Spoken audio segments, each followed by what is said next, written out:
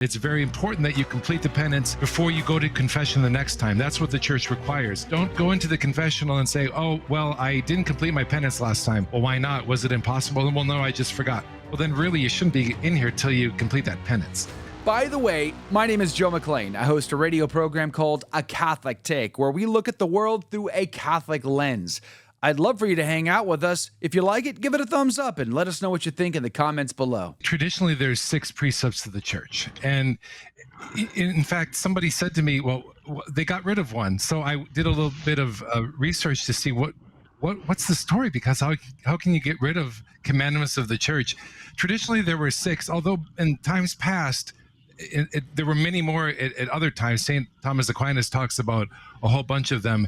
But in the 1992 Catechism of the Catholic Church, they only list 5. Although the fifth one is kind of a repeat of the second one. So I'm not even sure quite how they did that. But let me tell you the traditional 6, and then I'll tell you which one they didn't list, but how nonetheless it still is something we have to follow. Traditionally, the list of the precepts of the church are to attend Mass every Sunday and Holy Day, to confess any mortal sins once a year, to fast and abstain during the times that the church requires, to observe the church laws on marriage, to contribute to one's pastor. That was the traditional way of saying it. And to receive Holy Communion at least once a year during the Easter time. Now, the current list is to attend Mass on Sundays and other holy days, and to refrain from work and activities which would impede that, to confess one's sins at least once a year, to receive the Eucharist during the Easter season, to abstain from eating meat and observe the days of fasting established by the church, and to provide for the needs of the church, each according to his own ability. So they don't list following the church laws on marriage. But here's the thing about that, is if we don't follow the church laws on marriage, well, then we are sinning. So the fact that it wasn't included on the list doesn't mean that, well, now we can do it. So I just like to use the traditional 6 because it includes 6 things that all Catholics are bound to do. The teaching of marriage comes from Christ. It comes from God himself. It's not something that the church invented, the marriage between a man and a woman, the prohibition on divorce. And what follows from that is either a marriage is true in God's eyes or it's not a marriage in God's eyes. And if it's not a marriage in God's eyes and people are acting as if it is, well, then there's a problem there. So right. That is nonetheless one that we have to follow. And traditionally that was understood as not supporting the marriages of, let's say, Catholics getting married outside of the church, because Catholics are bound by the law of the church for a valid marriage to be married in the church. The convalidation it's not like a nice little ceremony to add some frosting on the cake. That is the vows. That is what is the marriage. So that's not talked about much these days. But if a Catholic doesn't get married, now in the Catholic Church doesn't necessarily mean under a Catholic roof, although normally it does. Getting married in the church for a Catholic means being married in the presence of a priest and 2 witnesses. That's what the Catholic Church requires. A priest that is duly authorized by the Catholic Church under the Roman Pontiff and 2 witnesses. That's what it means for a Catholic to be married in the Catholic Church. So Catholics, if one of the parties is Catholic, then they can't just go to the Justice of the Peace or to an Elvis chapel in Las Vegas and get married.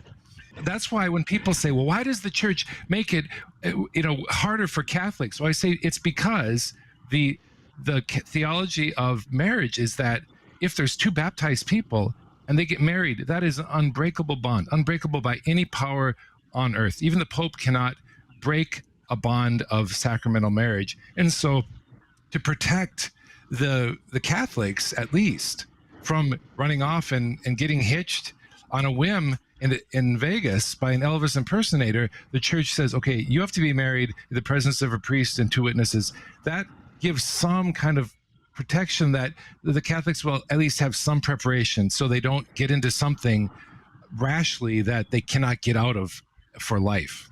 So when we talk about the precepts of the church, what does that word precept mean? And is there an implied authority there? Well, we know about the 10 Commandments that are in the Bible. Another term for the precepts of the church is the commandments of the church. So if somebody comes to confession and hasn't been to confession in a while, and it's not uncommon that they'll say, Father, help me, I don't know what to do. Then a priest might say, well, let's go through the 10 commandments of God and the 6 commandments of the church, which are the 6 precepts, or 5, depending on how you want to enumerate them.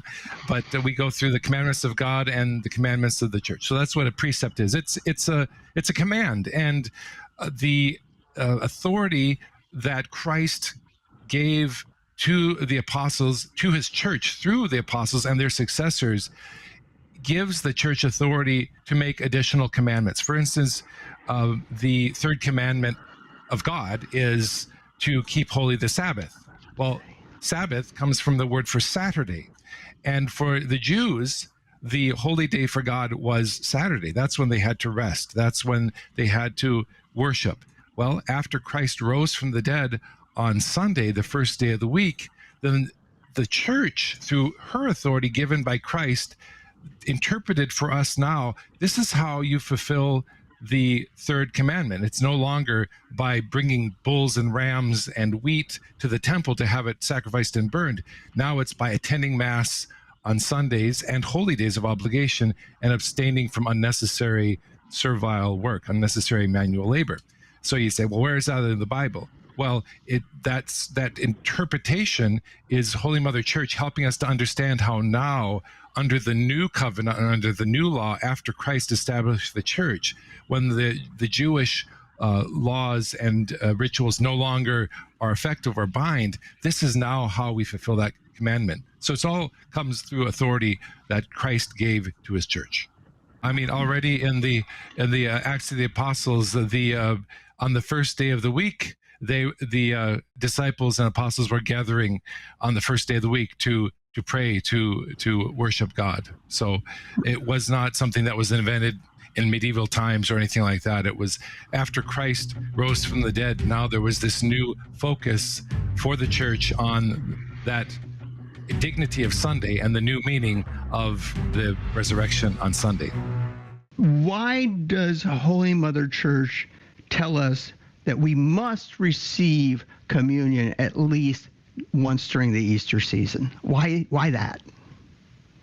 So that's one of the precepts of the church, and there is a good reason. It's not just to give us something that is good to do, but it is to call us to stay with the church.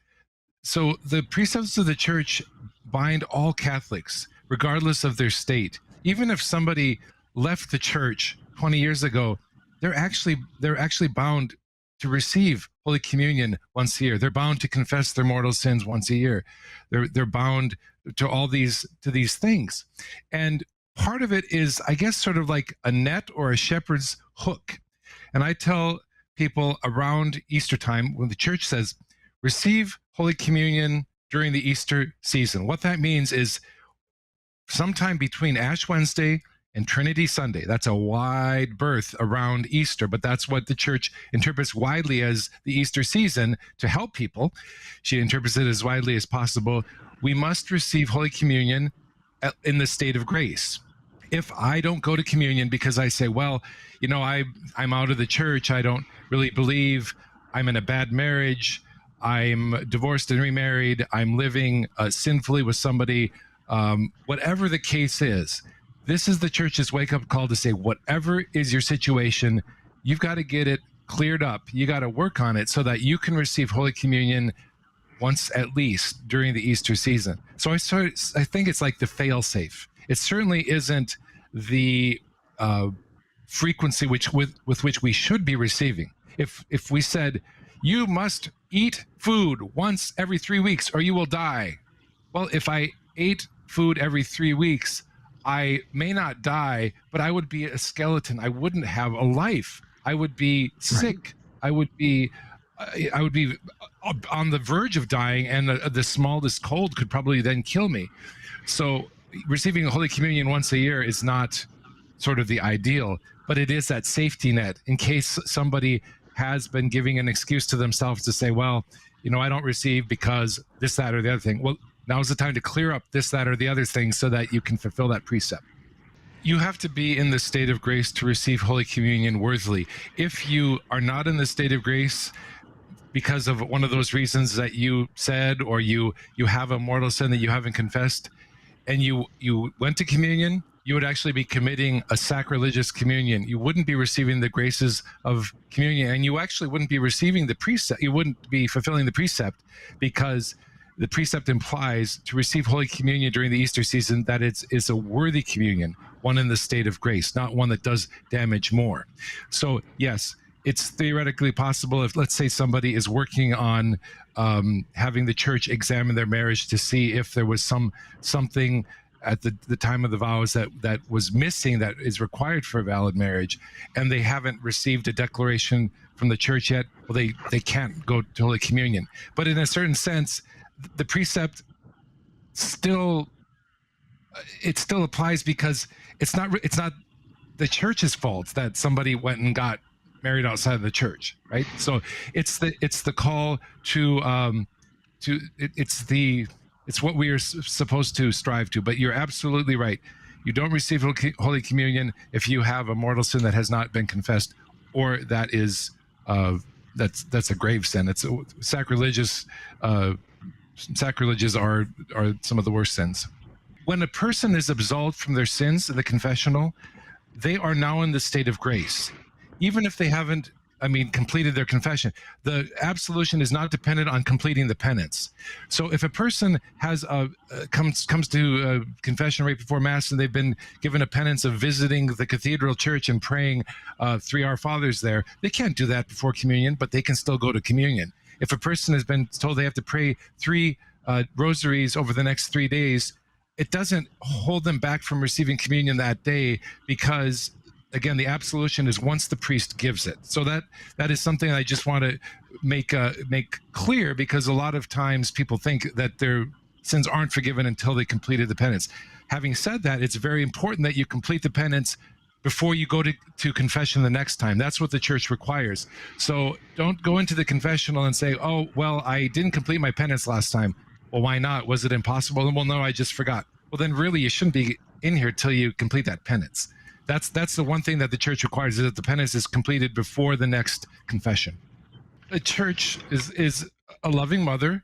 She has that shepherd's crook to pull out the sheep as the sheep falls down the path, but she's not a micromanager. She doesn't sit there and like they do. I went to the Minnesota State Fair, and they move the pigs by having this hook, and on one side they touch them there, and then they touch them there. They make them go down this straight path. The church gives leeway so that saying at least once a year for your confession is to keep you in the fold. But the saints recommend that we really should go to confession monthly if we really want to get the graces that come from going to the sacrament of penance. Did you like that video? It's okay. You can admit it. It's perfectly fine. Hey, we cover the big stories of our day, from inside the church to outside the church to all points in between, and we do it from a Catholic perspective. It's called A Catholic Take. It's a radio program Monday through Friday. We live stream it right here on this channel, by the way, so make sure to subscribe, like, and share. We would be very grateful to you. And don't forget, you're going to want to watch this video right here, because you don't want to miss anything.